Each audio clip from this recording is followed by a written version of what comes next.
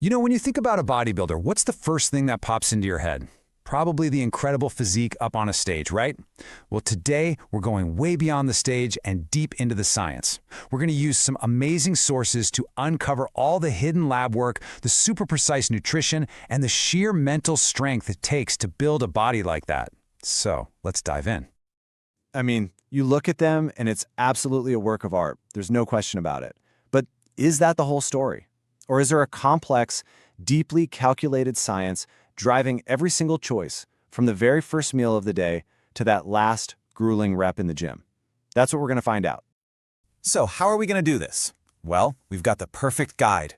We're diving into a true legend in the field, the Encyclopedia of Modern Bodybuilding.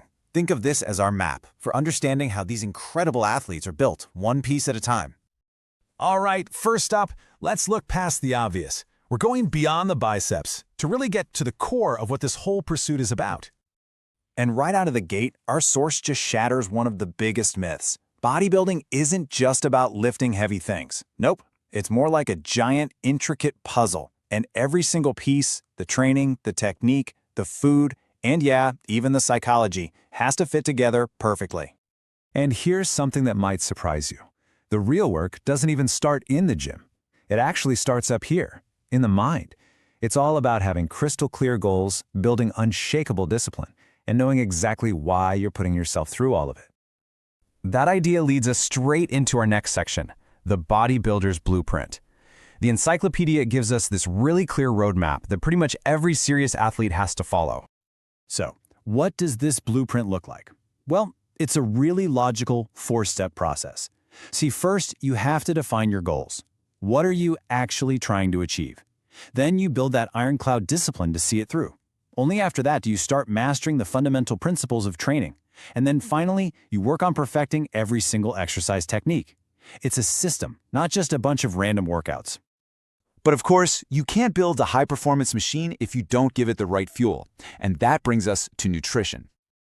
Okay, this is where things get seriously scientific. We're talking about a level of precision that is just mind-blowing. The difference between gaining muscle or storing fat can literally come down to a few almonds. The encyclopedia shows us how bodybuilders calculate their energy needs down to the single calorie, not just for the day, but for every specific workout. If you're not doing this, you're basically just guessing. And that incredible level of precision, it's not just about what you eat. It's about how you train. And that's where the research lab becomes so important. Because modern bodybuilding is always evolving, and the data is constantly showing us newer, smarter ways to get results. So let me ask you a question. Common sense says if you want to build more muscle, you should just work out more often, right? I mean, 6 days a week has to be better than 4. It just sounds right. But what does the science actually say? Check this out. A pilot study took a group of elite bodybuilders and split them in two. The first group trained 4 times a week. The second group trained 6 times a week. Everything else, their nutrition, their supplements, all of it, was identical and professionally managed. The question was simple. Who would gain more muscle in 4 weeks? And the results, well, this is where it gets really interesting. Take a look. The group that trained 4 days a week gained 4.2% muscle mass. And the group that trained 6 days a week, they gained 3.5%. The difference is practically nothing. It's basically a tie. So, what does that tell us? The conclusion from the study is a total game changer. Working out more does not automatically mean you get more results. The real secret seems to be training smarter and giving your body enough time to actually recover and grow. Now, let's look at another piece of fascinating research. But first, we need to know what a 1RM bench press is. It's super simple. It's the absolute most weight you can possibly lift for one and only one repetition. It's the ultimate test of raw upper body strength.